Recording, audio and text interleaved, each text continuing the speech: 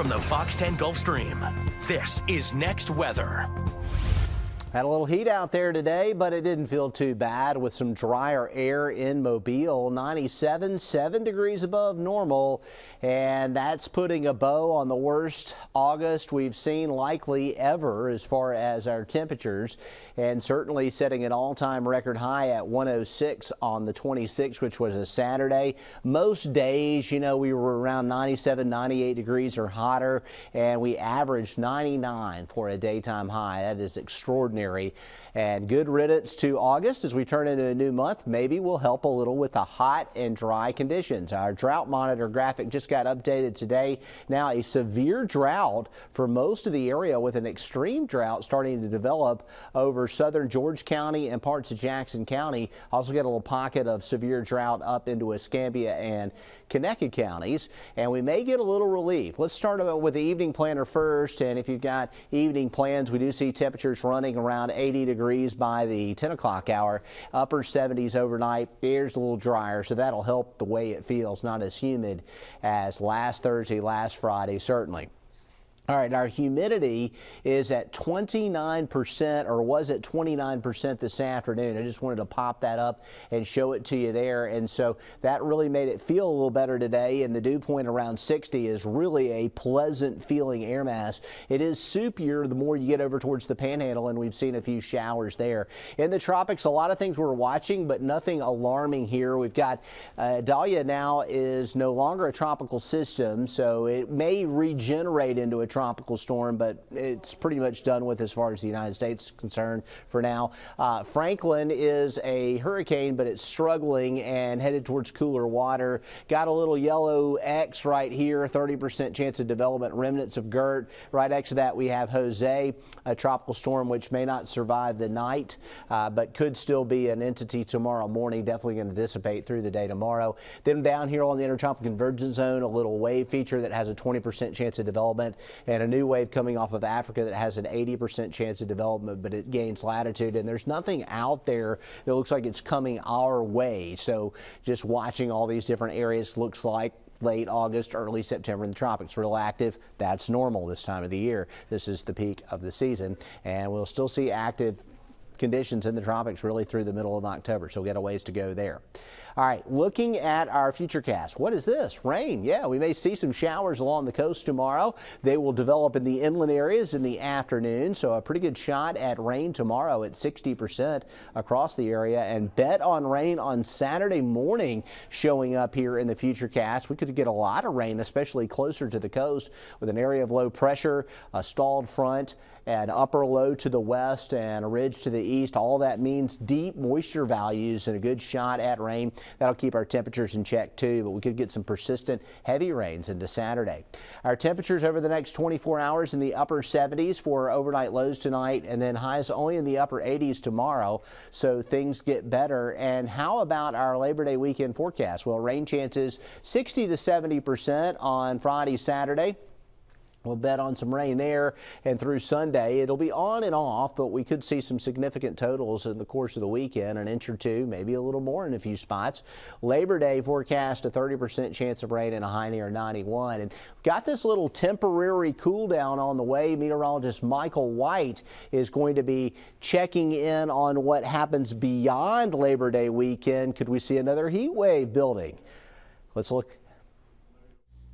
So drought conditions are still bad on the Gulf Coast. We've seen our rain coverage go up at the start of this week, but we could use more, and we're going to get that chance. Tomorrow and Saturday, we're looking to see big opportunities for rain and storms, especially for spots that are south of Interstate 10. Take a look at the rainfall projections. This comes off the WPC, the QPF, the quantitative precipitation forecast, and you see a bullseye in estimated rainfall totals between now and the beginning of next week along our immediate coastline, and that includes locations just off the coast of Pascagoula, Pascagoula, Dauphin Island, Gulf Shores, Gulf Breeze, Navarre.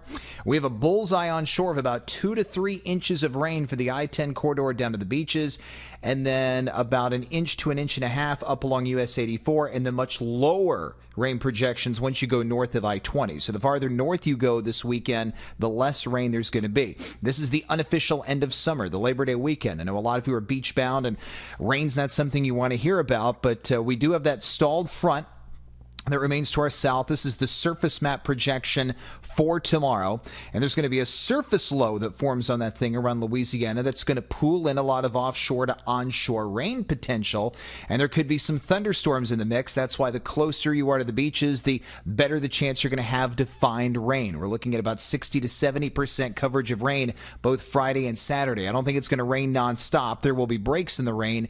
However, it is going to possibly cause some issues with your plans to start the holiday weekend. Have a plan B ready to go, but the weather will improve for Sunday and Monday, as Jason has already shown you and will show you when we wrap up this edition of Next Weather. But check out the projected temperatures after Labor Day. We unofficially head into fall starting Tuesday, and the temperatures are going to go in the wrong direction. We heat up really fast. In fact, by the following weekend, we could see highs back in the mid to upper 90s again, with mornings in the mid to low 70s. And to give you some perspective, I pulled this off my Facebook memories. This was our forecast 1 year ago heading into Labor Day weekend. Let me pull that up. So we had Labor Day on Monday, and look at where we were as we unofficially entered fall the following Tuesday. Mid-80s in the afternoon with low 70s. Now, granted, there were some rain chances in the forecast, and next week's going to be drier, but that's a difference of over 10 degrees in the afternoon from last year to this year. That is a remarkable change. This year, it's going to be very hot as we head into next week, and it will be drier. Definitely no signs of fall air, it looks like, for the first half of September. It's always great when we get an early fall front. I know for us it usually takes longer, but at least in the long range, we just don't see any signs of it. But we know it's going to get here sooner or later. We just got to keep our fingers crossed for it. And we will be talking all about the enhanced risk of rain and storms bright and early tomorrow morning on the Friday edition of Good Day Gulf Coast. We just hope you tune in and join us, and I hope to see you there. Jason? Yeah, it looks like that heat may be hanging around through the middle of the month in those long-range models, Michael. And now it's time to look back at some of the pictures you've sent us over the past couple of days. We've gotten some great ones using our FOX10 app and our FOX10 News app. Folks uploading those pictures. And here's meteorologist Nicholas Herboso. That's right, Jason. We got some amazing photos out there. This is one that came to us from Escambia County in Florida. This person just outside of Pensacola, Sherry Smith. Now, we had a few showers and thunderstorms around a couple days ago, so here's one of those, and kind of towards sunset, you can see the sun casting light onto the storm there, that towering cumulonimbus cloud. Also, we've been talking about the supermoon, and here it is. Now, supermoon happens tonight officially, but as you can see, moon in the clouds, very bright last night. Moon in the trees as well. Another picture for us. This one a little bit bluer thanks to the camera being used, but you can see the pine trees there and how kind of the night vision almost on this camera picking up this beautiful picture. Also, you can see how pretty some of those clouds are, and thanks to the camera, that little bit of a bluish tint, even though the moon, of course, is not appearing blue.